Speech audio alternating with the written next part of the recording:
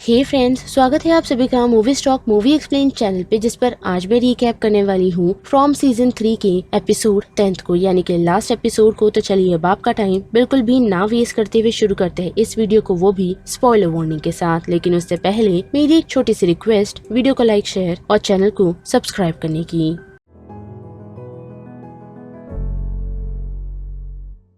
Well guys, बढ़िए from की season 3 के लास्ट एपिसोड की तरफ, जिसकी शुरुआत हमें बॉयड की शेरिफ ऑफिस से दिखाई जाती है, जिससे मिलने के लिए एलिस पहुंचा है, वो भी ये इन्फॉर्मेशन के साथ कि एल्जिन को शायद से पता है कि फातिमा कहाँ है, क्योंकि 9th एपिसोड में ही हमने देखा था कि किस तरीके से एल्जिन बार बार एलिस को कंफर्ट करने की कोशिश कर रहा था, यही कहते हुए कि फातिमा और उसका बच्चा ठीक है और उसे इतना नहीं सोचना चाहिए, क्योंकि फातिमा शायद कुछ ऐसी चीज कर रही हो जिससे उन लोगों को यहाँ से निकलने में मदद मिल सके। और अब जबकि बॉयड और कैनी को एलिस ने ये इन्फॉर्मेशन पहुंचाई है, तो वो सबसे पहले एलिस और कैनी को कॉलोनी हाउस जाने के लिए कहता है, ताकि एल्जिन वहाँ से बाहर ना निकल पाए। और जब तक वो यहाँ से सीधा सैरा के पास जाता है, जैसे वो कॉलोनी हाउस चलने के लिए अपने साथ कह रहा है, और रास्ते में ही उसे और हमें इस बात की कंफर्मेशन मिल जाती है कि बॉयड को ये भनक लग चुकी है कि एल्जिन सैरा की ही तरह किसी अनचाही चीज से बात कर रहा है जो उसे नहीं करना चाहिए, और शायद सारा उसे समझ सके। इस कारण ही वो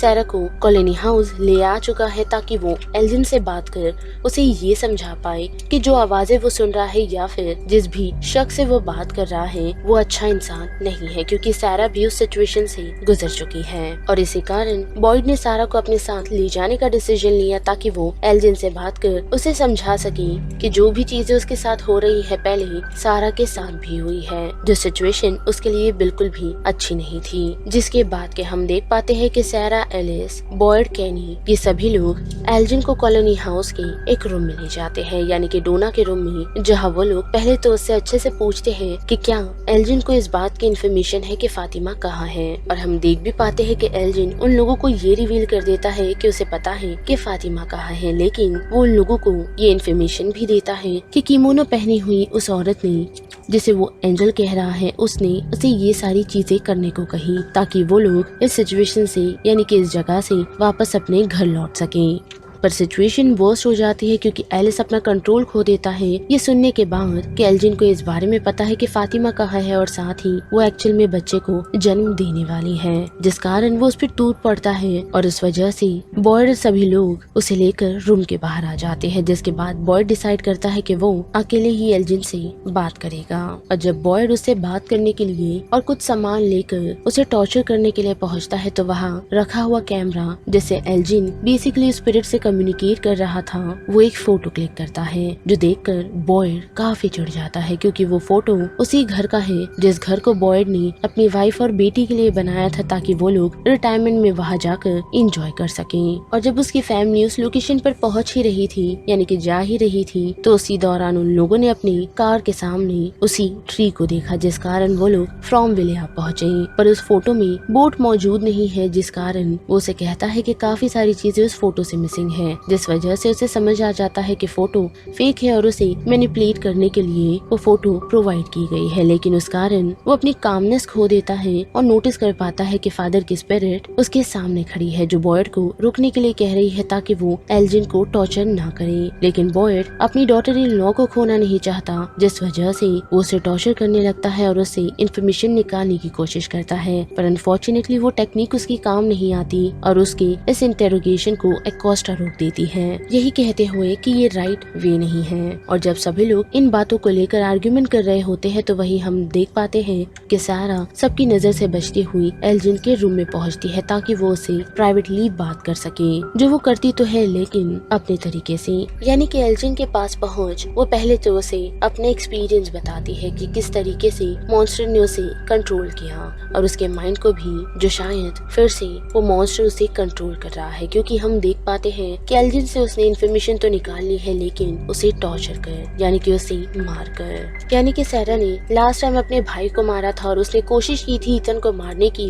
जो गिल्ट हमेशा उसके अंदर रह गया है, लेकिन इस बार उसने इस मैटर को अपने हाथ में लेते हुए सिचुएशन को खुद की तरह टैकल किया। वो भी एल्जिन के कमरे में पहुंच उसे मारकर फातिमा की लोकेशन निकालने में वो कामयाब हुई। और वही बड़े फातिमा की तरफ तो हम देख पाते हैं कि ना चाहते हुए भी उसे एल्जिन का ब्लड पीना पड़ रहा है, है ताकि वो उस मॉन्स्टर बेबी को ग्रो कर सके। जिसके साथ साथ वो मॉन्स्टर बेबी उसे परेशान भी करता है और काफी पेन भी पहुंचाता है, जिस वजह से वो काफी बार कोशिश कर चुकी है कि कोई उसकी हेल्प करे, पर अनफॉर्चुनेटली वो उसमें कामयाब नहीं हुई। और इस फ्रस्ट्रेशन में वो उस ब्लड जार को तोड़ देती है और उसका टूटा हुआ ग्लास लेकर उस बेबी मॉन्स्टर को मारने की कोशिश करती है, लेकिन ऐसा कर नहीं पाती क्योंकि वो किमोनो लेडी यानी कि वो घोस्ट लेडी वहां पहुंच उससे वो कांच का टुकड़ा लेकर उसी की गर्दन की तरफ पॉइंट कर देती है, लेकिन रियलाइज कर पाती है कि फातिमा का वाटर ब्रेक हो चुका है, जिस कारण वो उसे बहुत में हेल्प करना शुरू करती है। और जैसे ही बेबी बॉर्न होता है तो वो घोस्ट लेडी उस ट्रैप डोर को जो फ्लोर पर बना हुआ है, जैसे पहले फातिमा ने खोलने की कोशिश की थी, जो उससे खुला नहीं था, लेकिन वो घोस्ट लेडी उस बेबी को लेकर उसी दरवाजे के अंदर चली जाती है और उसी वक्त वहाँ बॉयड और एलिस भी आ पहुँचते हैं, जिन्हें फातिमा तो मिल चुकी है, लेकिन उसी के साथ साथ फातिमा उन्हें बताती है कि वो उस बेबी को लेकर उस सेलर में जा चुकी है। साथ ही वो उन लोगों को ये भी इन्फॉर्मेशन देती है कि उसने देखा कि किस तरीके से उन लोगों ने यानी कि उन मॉन्स्टर्स ने अपने ही बच्चों का सेक्रीफाइस दे दिया, ये सोचते हुए कि उन लोगों को इमॉर्टेलिटी की पावर मिलेगी। पर वही खड़ा बॉयड उन लोगों को ऊपर ही रोक उसी सेलर के अंदर चले जाता है और जैसे ही उस किमोनो लेडी का पीछा करते हुए वो उस सेलर में पहुंचता है तो हम देख पाते हैं कि जिस बेबी को फातिमा ने जन्म दिया है उसे उस किमोनो लेडी ने सभी मॉन्स्टर के सामने जमीन पर रख दिया है और देखते ही देखते वो फ्लैश मॉन्स्टर में टर्न हो जाता है, यानी कि उसने काफी जल्दी ग्रोथ की है और साथ ही वो सभी लोगों को क्रीपी तरीके से देख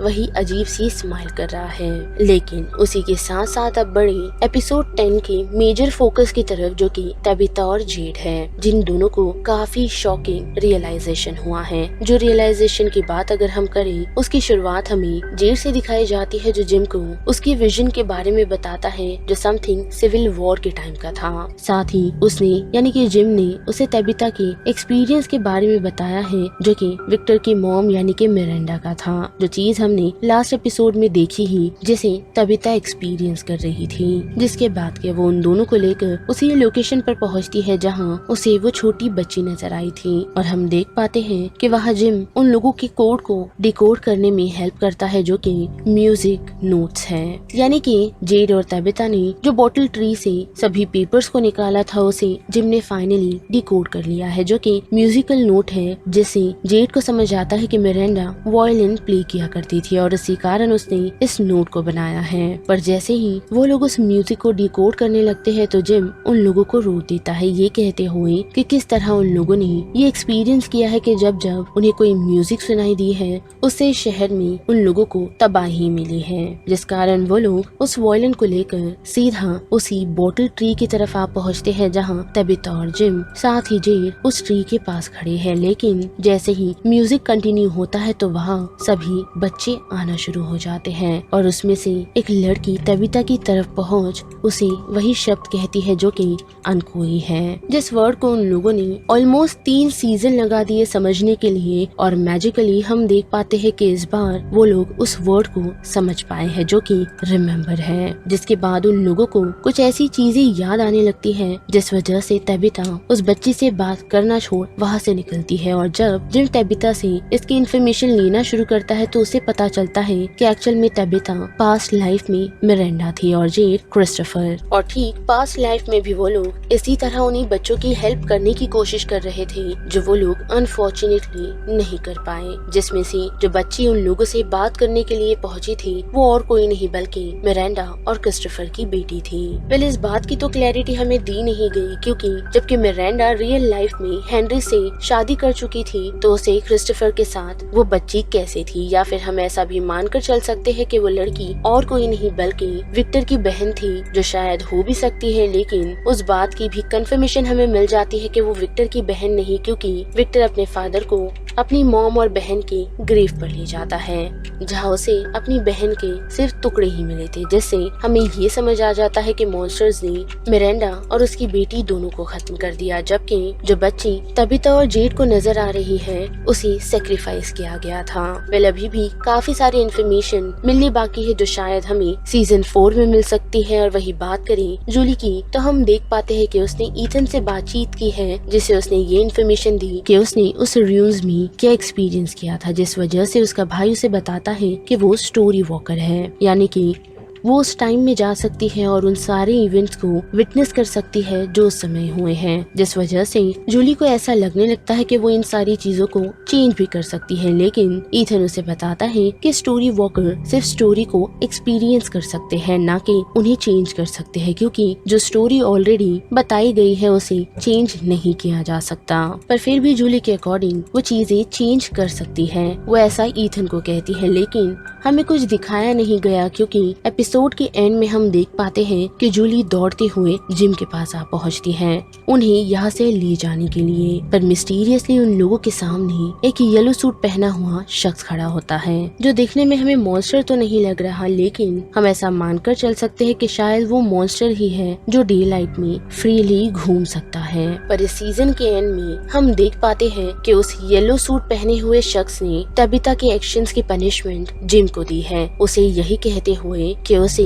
उस होल को डिग नहीं करना चाहिए था। और इतना कहकर वो जिम के थ्रोट को स्लिट कर देता है, यानी कि उसने उसकी गर्दन काट दी है, जिसे देखकर जूलिया काफी शॉक है। और यहीं पर फ्रॉम का ये पूरा सीजन खत्म होता है, जिस बारे में अब आप सभी की क्या राय बनती है उसे लेकर आप मुझे कमेंट सेक्शन में बता सकते हो। साथ ही वीडियो पसंद आई तो वीडियो को लाइक, शेयर और चैनल को सब्सक्राइब करना मत भूलिएगा। बाकी मैं मिलूंगी आपसे फिर किसी मूवीज या सीरीज की रिकैप के साथ। तब तक के लिए आप movie stock movie explain channel के बाकी वीडियोस को एंजॉय कीजिए। Till then bye.